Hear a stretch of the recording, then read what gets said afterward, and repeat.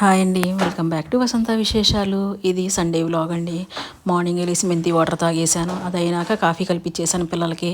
Sunday కదండి, non veg తెచ్చుకోవాలి కదా, బయటికి బయలుదేరాము. కొత్తిమీర పుదీనా తీసుకొచ్చేసాను. చికెన్ మటన్ కూడా కొట్టించేసానండి. దారిలోనే శనక్కాయలు, ఇవన్నీ పైనాపిల్, సపోటాలు, అరటిపళ్ళు కొన్నానండి. ఒక పొయ్యి మీద బగారా అన్నం, ఒక పొయ్యి మీద మటన్ కర్రీ వేసేసానండి. బగారా తాలింపు వేసేసి మసాలా వేసేసాను.